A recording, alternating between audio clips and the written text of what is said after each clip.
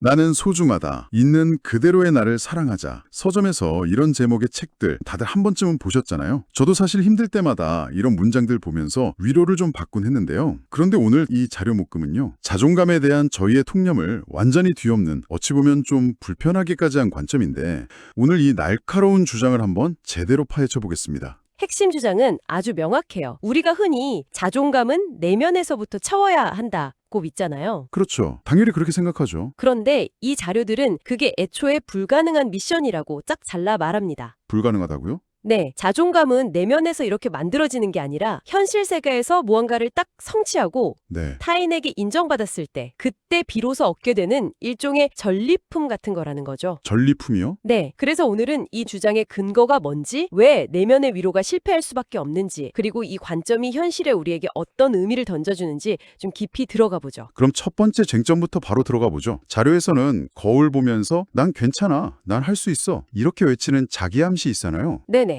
그게 왜 효과가 없다고 하는 걸까요? 오히려 이게 심해지면 자기 혐오로 이어진다고까지 경고하던데요. 바로 그 지점이 모든 논의의 출발점입니다. 이유는요, 내면의 다짐하고 외부 현실 사이의 엄청난 괴리감 때문이라고 설명을 해요. 예를 한번 들어볼게요. 제가 방 안에서는 나는 정말 멋진 사람이야 라고 계속 되뇌었어요. 네. 그런데 문을 딱 열고 나가는 순간 텅 빈 통장 잔고 알림이 오고, 회사에서는 내 의견이 쉽게 묵살되고, 또 관심 있던 상대에게는 연락조차 오지 않는 그런 현실과 마주하는 거예요. 아, 상상만 해도 좀 비참하네요. 그렇죠. 이 간극이 벌어질수록 내면의 외침은 그냥 공허한 메아리가 되어버리는 거죠. 자료의 표현을 빌리자면 이건 정신 승리를 넘어서 처절한 현실 도피가 되고 결국 현실의 비참함만 더 선명하게 느끼게 해서 더 깊은 자기 혐오로 빠뜨린다는 겁니다. 와, 듣고 보니 좀 섬뜩한데요.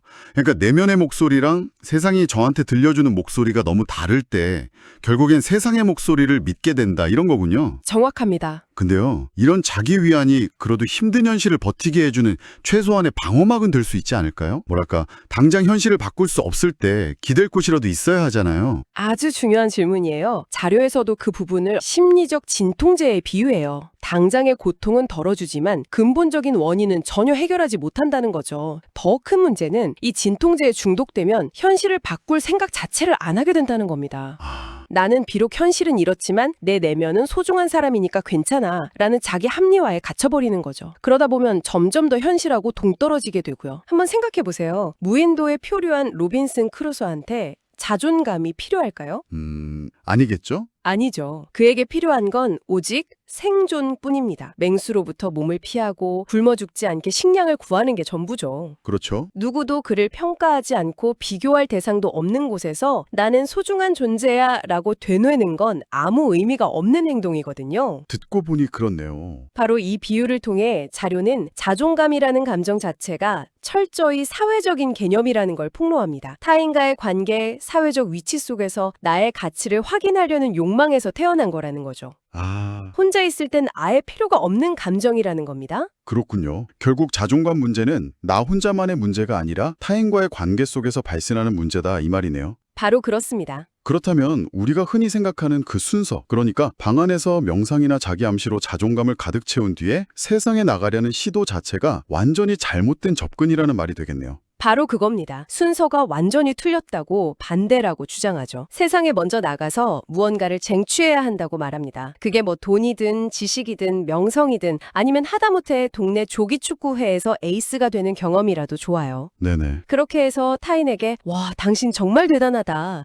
라는 구체적인 인정을 받아냈을 때 그 결과물로서 비로소 생겨나는 감정이 바로 자존감이라는 겁니다. 그래서 전리품이라는 아주 강렬한 표현을 쓴 거죠. 전쟁에서 이겨야만 얻을 수 있는 것처럼 현실 세계에서의 승리가 먼저라는 뜻입니다. 자존감은 원인이 아니라 결과라는 거죠. 처음엔 좀 거부감이 들었는데 전쟁에서 승리한 장군이 느끼는 그런 자부심 같은 걸 생각하니까 어떤 느낌인지 확 와닿아요. 그런데 여기서 말하는 승리나 쟁취라는 게 좀 막연하게 들리기도 해요. 대체 뭘 어떻게 쟁취해야 한다는 걸까요? 좋은 지적입니다. 자료는 그 부분에 대해서도 아주 구체적으로 이야기합니다. 여기서 존재의 무게감이라는 표현을 쓰는데 이게 추상적인 개념이 아니에요. 존재의 무게감이요? 네, 남들이 나를 무시할 수 없게 만드는 아주 구체적인 결과값을 의미합니다. 예를 들면 무시할 수 없는 액수의 돈, 압도적인 신체 능력, 혹은 누구도 대체할 수 없는 희소한 기술 같은 것들이죠. 아, 이런 것들은 나를 존중해줘 라고 말하지 않아도 상대방이 알아서 저를 함부로 대하지 못하게 만드는 힘, 즉 일종의 사회적 권력이라는 겁니다. 여기서 흥미로운 구분이 등장하는데요. 외부 의존적 전리품과 내부 역량적 전리품을 나눠서 설명해요. 예를 들어 소셜미디어의 좋아요 개수나 타인의 칭찬에만 의존하는 건 외부 의존적이라서 굉장히 불안정하죠. 언제든 사라질 수 있으니까요. 그렇죠. 하지만 누구도 빼앗아갈 수 없는 나만의 기술, 꾸준한 운동으로 다져진 건강한 신체, 깊이 있는 지식 같은 내부 역량적 전리품은요, 상황이 변해도 쉽게 흔들리지 않는 단단한 기반이 된다는 겁니다. 아, 가난한 예술가라도 그가 가진 독창적인 예술적 기량 그 자체가 바로 누구도 무시 못할 전리품이 될 수 있다는 거죠. 그러니까 중요한 건 타인의 인기가 아니라 객관적으로 증명 가능한 실력이라는 거군요. 바로 그겁니다. 아하, 그런 구분이 있었군요. 단순히 남들에게 박수 받는 게 중요한 게 아니라 나 자신을 실질적으로 강하게 만들어주는 결과물을 쌓아 올려야 한다. 나는 소중하다는 믿음보다는 저 사람은 함부로 건드리면 안 되겠다는 현실적인 아우라를 만드는 게 우선이라는 말이군요. 정확합니다. 당신이 무인도에 사는 게 아니라면 나 혼자 스스로를 사랑하는 마음은 생각보다 힘이 없다는 게 이 자료들의 주장인 거죠.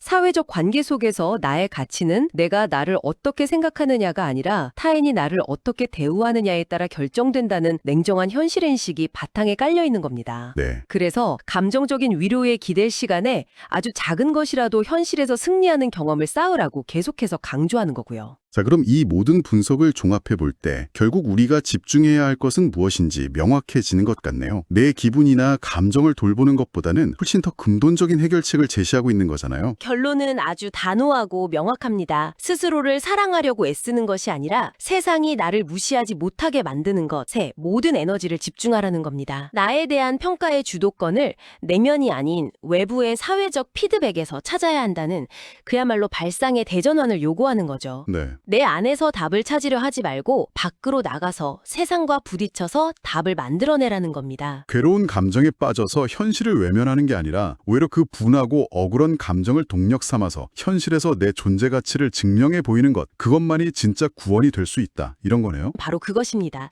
괴로운 현실을 외면하고 내면의 동굴로 숨는 게 아니라 오히려 그 현실과 정면으로 싸워서 스스로를 증명해내라는 메시지를 던지고 있습니다. 오늘 자료들을 통해 내면의 위로에서 시작되는 일반적인 자존감 개념과는 정말 180도 다른 관점을 살펴봤습니다. 자존감은 내 안에서 조용히 채우는 것이 아니라 현실 세계에서의 성취와 타인의 인정을 통해 시끄럽게 쟁취하는 전리품이라는 주장이었죠. 개인의 심리나 감정 문제를 사회적 영향력과 권력의 문제로 재해석한다는 점에 있어요. 아, 권력의 문제로요? 내가 나를 어떻게 느끼는가라는 주관적인 질문에서 세상이 나를 어떻게 대하는가라는 객관적인 현실로 초점을 완전히 이동시키죠. 당신의 고민을 해결할 열쇠가 당신의 마음속에 아니라 당신을 둘러싼 현실 세계에 있다고 아주 직설적으로 말하는 겁니다. 오늘 이야기를 나누다 보니까 저도 생각이 많아지네요. 사실 저도 힘들 때마다 그래도 나는 소중해 라고 스스로를 다독이곤 했는데 그게 어쩌면 현실의 문제를 외면하기 위한 일종의 정신적 진통제였을 수도 있겠다. 이런 생각이 들어서요. 오늘 이 논의가 듣고 계신 당신에게도 자신의 상황을 새로운 각도에서 바라볼 기회가 되었으면 합니다. 맞습니다. 이 주장이 모든 사람에게 유일한 정답은 아닐 겁니다. 하지만 기존의 위로 방식의 한계를 느꼈던 분들에게는 아주 신선하고 강력한 대안이 될 수 있겠죠. 네, 그렇죠. 중요한 건 어느 한쪽에 매몰되지 않고 다양한 관점을 통해서 자신에게 맞는 해결책을 찾아 나가는 것이라고 생각합니다.